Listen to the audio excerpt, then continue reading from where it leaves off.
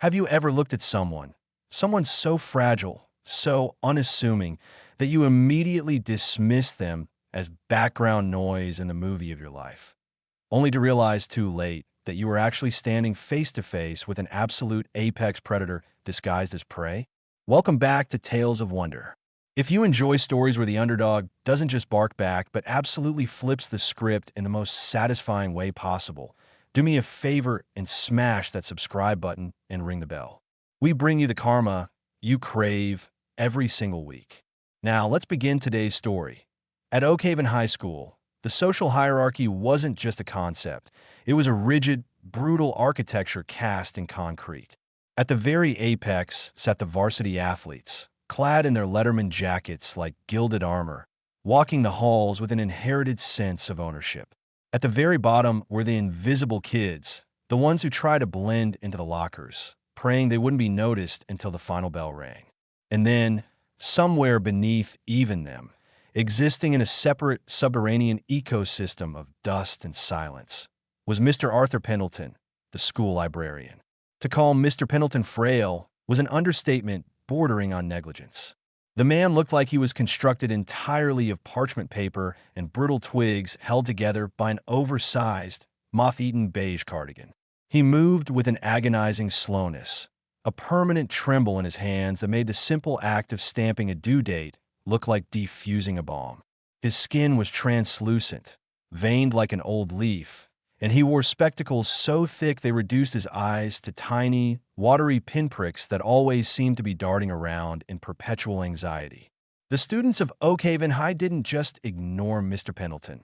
They actively pitied him when they bothered to think of him at all. He was a fixture of the library, like the slightly broken microfiche machine or the smell of decaying encyclopedias. He existed solely to whisper frantic shushes that lacked any real authority and a fret over the misfiling of the Dewey Decimal System. The general consensus was that a stiff breeze in the courtyard would probably snap him in half, and if a book fell off a high shelf near him, the resulting heart attack would be instant. Our protagonist, Leo, knew this better than anyone. Leo was a card-carrying member of the invisible kids demographic. He was skinny, asthmatic, and possessed an unfortunate enthusiasm for sketching fantasy landscapes in a beat-up notebook, a hobby that practically painted a target on his back. For Leo, the library was more than a room with books. It was a sanctuary, a demilitarized zone where the Geneva Convention of high school cruelty was usually observed. Usually, the primary violator of this sanctuary was Brett Hemlock. Brett was the archetype of high school villainy, polished to a terrifying sheen. He was the star linebacker, built like a chest freezer with a pulse, and possessed the emotional depth of a puddle in a parking lot. Brett didn't just enjoy bullying. He considered it his administrative duty to keep the social classes in their proper place. He thrived on the flinch, the dropped gaze, the stammered apology. For months, the dynamic had been steadily escalating. Brett had grown bored with stuffing freshmen into lockers and knocking trays out of hands in the cafeteria. He needed new terrain to conquer, and the quiet sanctity of the library offended his chaotic sensibilities. It started subtly. Brett and his entourage, two other necklace wonders named Chad and Troy, would invade the library during study hall. They wouldn't read, obviously. They would sit at the large oak tables, vibrating with aggressive energy, talking just loud enough to be disruptive, but quiet enough to provide plausible deniability.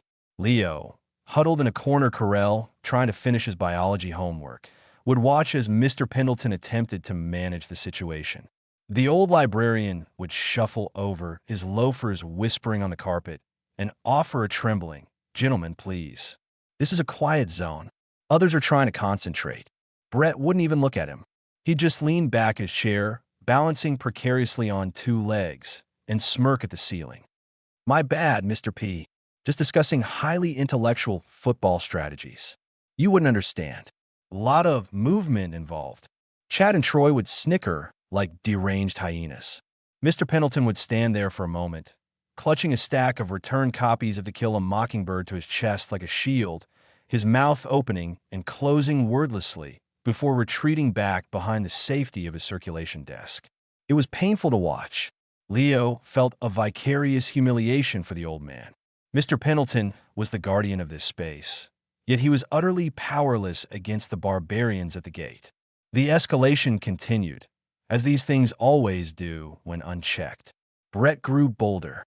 The noise grew louder. They started leaving trash on the tables, empty soda cans, crumpled wrappers, as a direct challenge to Pendleton's authority. The poor librarian spent half his day timidly cleaning up after them, looking like a whipped dog. Then came the Tuesday that changed everything. It was raining outside, a miserable, relentless downpour that matched Leo's mood.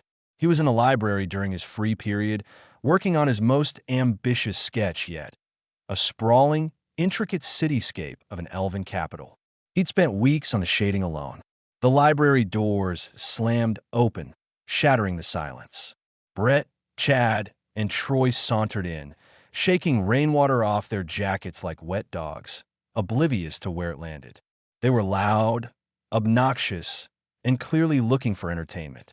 They spotted Leo in the corner. The predatory glint in Brett's eyes was unmistakable.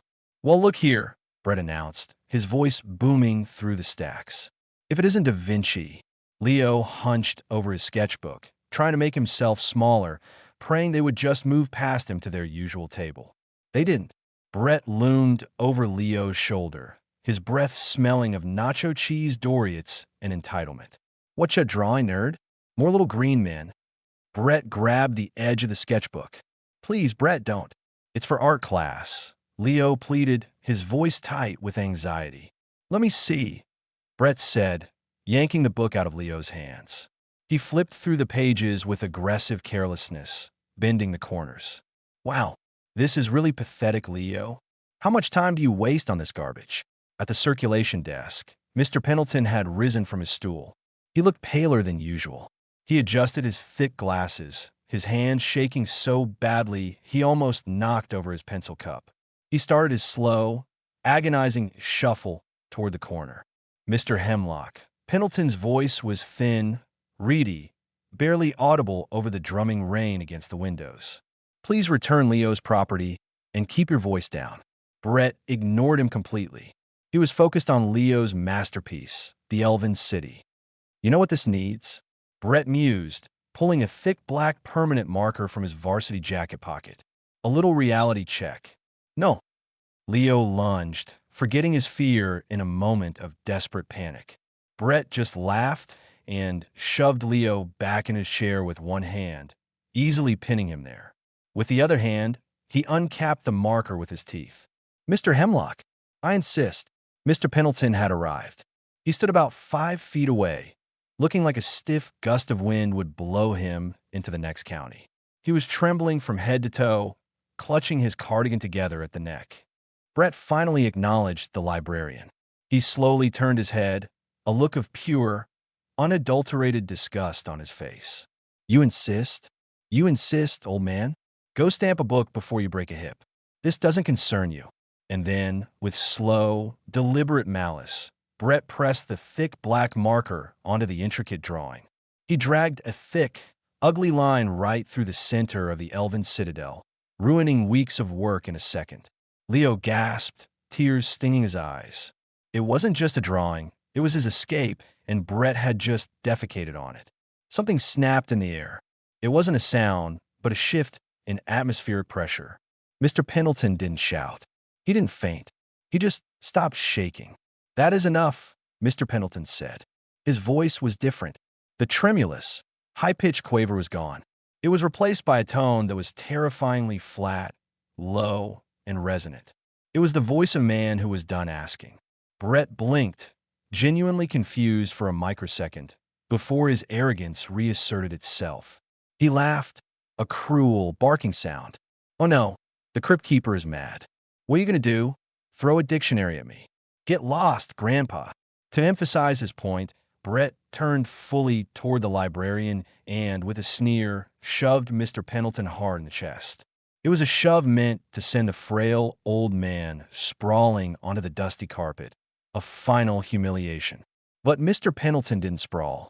In fact, Mr. Pendleton barely moved.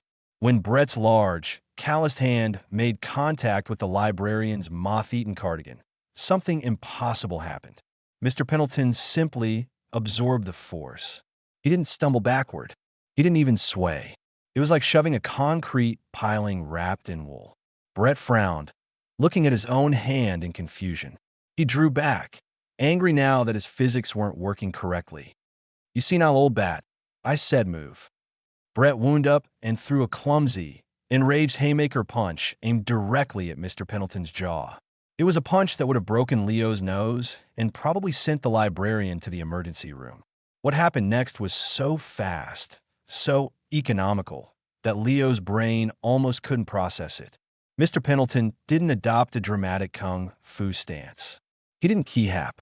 He simply shifted his left foot back, perhaps 3 inches. As Brett's fist came flying in, Pendleton's left hand drifted up, not fast, just perfectly timed, and made contact with the inside of Brett's wrist.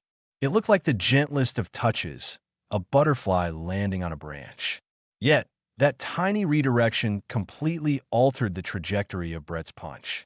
Instead of hitting the librarian's face, the fist sailed harmlessly past his ear.